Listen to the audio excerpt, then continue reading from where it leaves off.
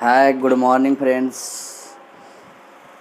मैं हूँ योगेंद्र सर और मैं आज आप लोगों के बीच एक ऐसा टॉपिक लेकर के आया हूँ जिस टॉपिक का नाम है स्टूडेंट को अपने पढ़ाई के प्रति कर्तव्य। तो मैं बताना चाह रहा हूँ कि आज वर्तमान दौर के जो स्टूडेंट है उसको किस प्रकार से पढ़ना चाहिए। वो अपने मूल कर्तव्य को भूल चुके हैं। तो आखिर वो जो मूल कर्तव्य है वो मूल कर्तव्य कौन बता सकते हैं कि हमें यह करेंगे, इस पद्धति को अपनाएंगे, इस सिस्टम को अपनाएंगे तो अपना पढ़ाई को पूरा कर सकते हैं। तो एक गुरु ही बता सकते हैं और एक शिक्षक ही बता सकते हैं, अन्यथा और कई अन्य लोग ऐसे जो होते हैं जो शिक्षा के विचारधारा नहीं जुड़े रहने के कारण लोग नहीं बता पाते हैं। तो आप लोग से रिक्वेस्ट है कि इस वीडियो को अंत तक देखिएगा, तब समझ में आएगी कि ज़िंदगी क्या चीज़ है और स्टूडेंट लाइफ में क्या होता है। हम एक स्टूडेंट है। आज का टॉपिक सिर्फ स्टूडेंट के लिए ही रहेगी और ये समझ पाएंगे कि स्टूडेंट को मूल कर्तव्य क्या होता है। तो स्टूडेंट सोचते हैं नहीं, आज हमें जितना होमवर्क मिला है, हमें जितना होमवर्क बनानी है, तो इस होमवर्क को हम आज बना लेंगे, पर वो नहीं बना पाते हैं और आज की कामों को कल पर डाल देते हैं। पता है क्यों? क्योंकि वो उसमें उन स्टूडेंट में आलसी का निवास हो जाती है और आलसपन व्यक्ति को नाश की ओर ले जाता है। तो प्रयास करेंगे कि आलसपन से दूर रहे और अपने स्टडी को बरकरार रखे। आगे आने वाला टाइम में स्टूडेंट को एकमात्र रास्ता बचेगा। जो घर पर सेल्फ स्टडी नहीं कर पाएंगे उसके लिए टीचर कितना ही अच्छा से क्यों ना पढ़ा दे, वो बच्चे आगे नहीं पढ़ पाएंगे। तो हमें अच्छा स्टडी करने के लिए ज़रूरत है एक अच्छे शिक्षक की मार्गदर्शन, जो अच्छे से समझा सके, पढ़ा सके और एक अच्छा रास्ता पर चला सके। अच्छे रास्ते पर चलाने का मतलब यह हुआ कि शिक्षक वही होता है जो अंधकार से प्रकाश की ओर ले जाए। शिक्षक वही होता है जो प्रकाश से रोशनी की तरफ ले जाए और हमें ये दिखा सके कि देखिए शिक्षा क्या चीज़ है। लेकिन आज वर्तमान समय में स्टूडेंट अपने मूल कर्तव्य को भूल चुके हैं और शिक्षक भी कुछ ऐसे शिक्षक हैं जो याद नहीं दिलाते हैं, सिर्फ पढ़ाने से मतलब रखते हैं।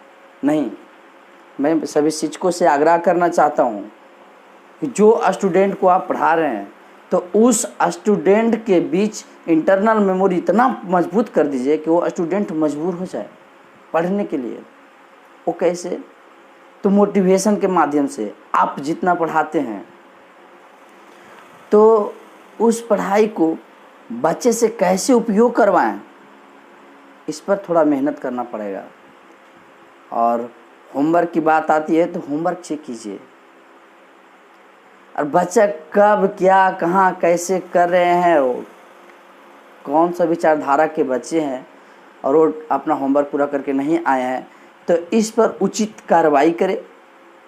तब स्टूडेंट जा करके एक अच्छे स्टूडेंट बन पाएंगे और हमें आशा नहीं, उम्मीद है कि वो स्टूडेंट अच्छा कर पाएंगे, फ्यूचर में अच्छे स्टूडेंट बन पाएंगे। एक अच्छा स्टूडेंट वही होता है जो एक अच्छा मार्गदर्शक का अपने विचारधारा को अपनाता है।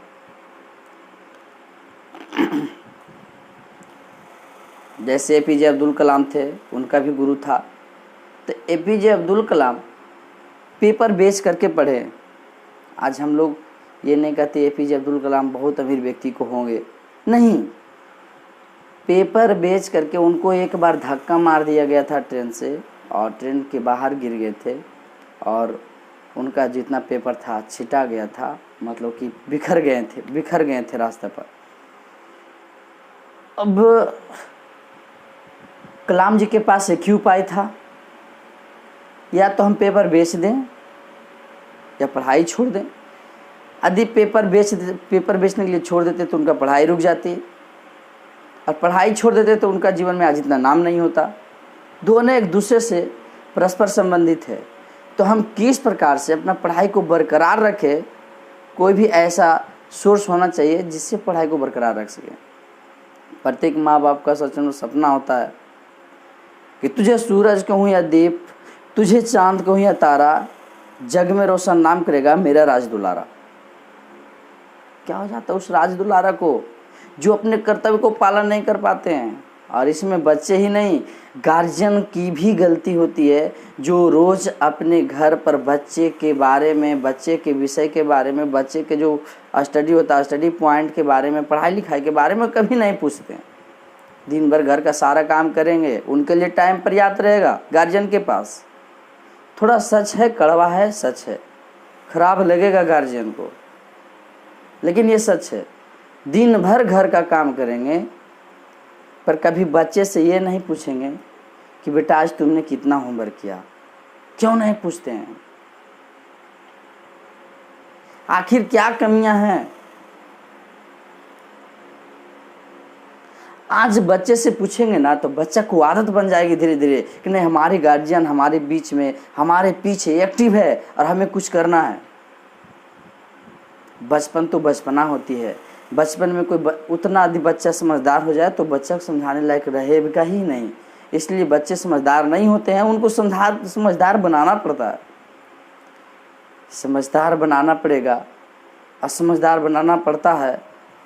समझदार बनाना पड़ता था, समझदार बनाना पड़ेगा। यदि इस प्रकार से नहीं कर पाएंगे तो उस बच्चा से उम्मीद मत रखिए कि आपका एक अच्छा स्टूडेंट, आपका एक संतान एक अच्छा स्टूडेंट बन सकता है, चाहे बेटा हो या चाहे बेटी हो। तो स्टूडेंट को सबसे पहले सवेरे जागना चाहिए, अपने जो दैनिक क्रियाकलाप है फ्रेश होकर के, और उसके बाद में अपना स्टडी करना चाहिए।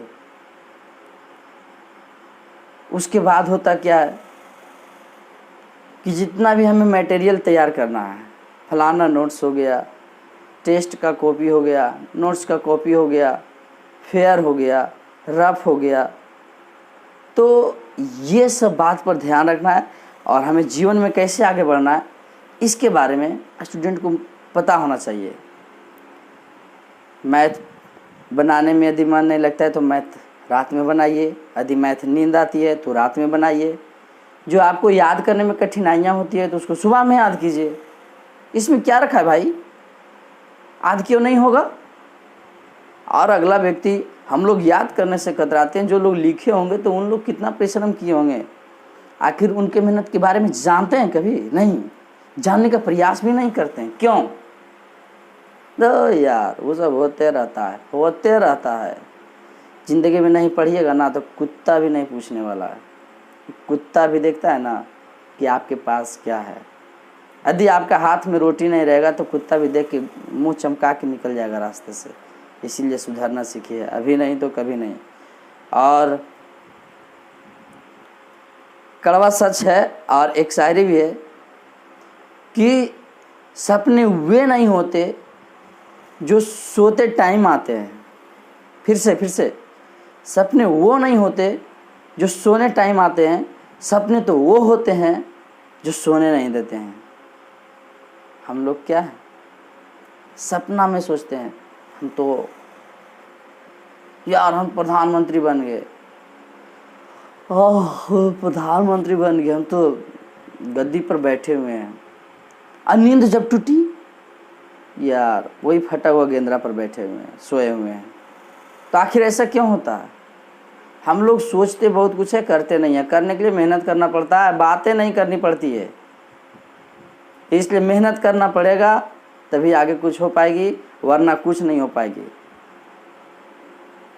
गार्जियन लोग हम लोग से उम्मीदें रखते हैं कि नहीं हमारा संतान पढ़ रहे हैं, कुछ कर पाएंगे, कुछ करेंगे। लेकिन क्या हम लोग गार्जियन के लिए कुछ कर पाते हैं? नहीं। गार्जियन के साथ हम लोग धोखा करते हैं, और गार्जियन के साथ हम लोग धोखा करते हैं। गार्जियन तो बेचारा वो पढ़ा रहे हैं, बेचारा ने उनको गुरुदेव कह सकते हो, माँ बाप, धरती पर का भगवान माँ बाप होती है। तो पढ़ा रहे हैं, और दिन नहीं पढ़ पाएंगे ना, और नहीं आप लोग पढ़ पाइएगा ना, तो ज़िंदगी में कोई काम नहीं देने वाला है। माँ बाप भी कहेंगे कि बेटा बेटी बेटा तुमको पढ़ाया, तुमने ठीक से पढ़ा नहीं, बेटी तुमको पढ़ाया, तुम भी ठीक से पढ़ी नहीं, अब क्या कर सकते हैं आगे, मजदूरी करने के अलावा कुछ नहीं रह पाएगा। यदि अच्छे से पढ़ लिख लेंगे ना तो बहुत सारा काम जो है ऐसा बाकी पड़ा हुआ है जिसके लिए व्यक्ति नहीं है। क्या पढ़ लिख करके कोई व्यक्ति नौकरी लगता है वही ज़िंदगी सार्थक बिताता है क्या? ऐसा कभी नहीं। आज हम पढ़ लिख करके आज हमें नौकरी लग जाती तो आज सैकड़ों बच्चों को नहीं पढ़ाते हैं, और जो भी लगभग 50 से प्लस ऐसे बच्चा है जिसको हम फ्री पढ़ा रहे हैं, तो क्या नौकरी लगता तो फ्री पढ़ा पाते?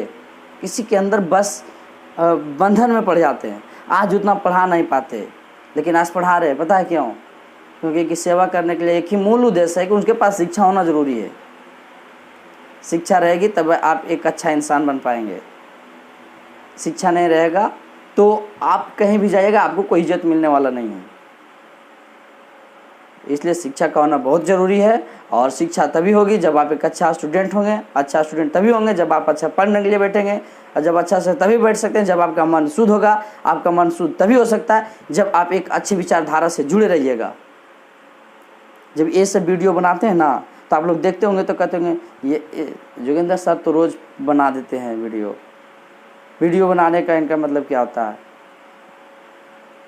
वीडियो बनाने का एक ही उद्देश्य होता है कि आप तक मेरी आवाज़ पहुंच सके, और मेरी जो भावनाएं हैं, मेरी जो संतावना ही है, मेरी जो उमड़ती हुई जो विचारधारा है वो आपके बीच में पहुंचे, किसी भी माध्यम से पहुंचे, और आप एक अच्छा काम कर सके।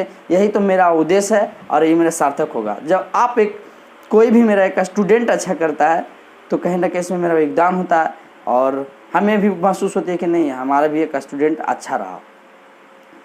तो मैं अब अपनी वाणी को विराम देता हूँ, और मैं आप लोग से यही कहना चाहता हूँ कि प्लीज़ जो भी गार्जियन सुन रहे हैं, जो भी गार्जियन हमें समझ पा रहे हैं, सुन पा रहे हैं, सभी लोग से अपील है कि आप अपने बच्चे को पढ़ने के लिए ज़रूर भेजाइए, कहीं भी कोई भी इंस्टीट्यूट में हो, और घर पर ज़रूर उसको चेक कीजिए कि बेटा पढ़ा कि नहीं। 5 मिनट पूछने में क्या जाता है जी?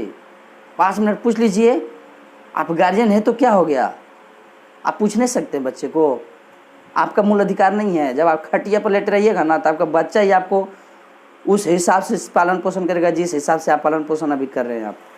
आप अच्छा पढ़ाइएगा लिखाइएगा नहीं तो आप भी उम्मीद खो दीजिए कि आपका बेटा आपसे अच्छा करेगा, बेटी आपसे अच्छी करेगी, आपको अच्छा सेवा संस्कार कर पाएगा। नहीं, कदापि नहीं, होता ही नहीं है। हाँ, होता भी है रेयरली केस में। तो संस्कारवान आप संस्कार दीजिए। आप अपने सासू माँ और ससुर के साथ ऐसा व्यवहार नहीं कीजिए कि जो आपका बेटा बेटी सीखे। आप अपने माँ के, अपने बाप के पास, ये बात हम गार्जियन के लिए बोल रहे हैं, अपने माँ के साथ, अपने पिताजी के साथ वैसा व्यवहार नहीं कीजिए जैसा व्यवहार आपका पुत्र, आपका पुत्रियाँ आपके साथ भविष्य में करने को विवश हो जाए। तो इस बात पर थोड़ा गौर कीजिएगा। और जो स्टूडेंट नहीं पढ़ रहे हैं, नहीं पढ़ते हैं घर में, तो गार्जियन लोग से अनुरोध है कि आप अपने बच्चे को पढ़ने के लिए ज़रूर बैठाएं, ज़रूर डांटें, और अपने जीवन को पढ़ लिख करके सार्थक बनाएं। Thank you very much. Thank you for watching video.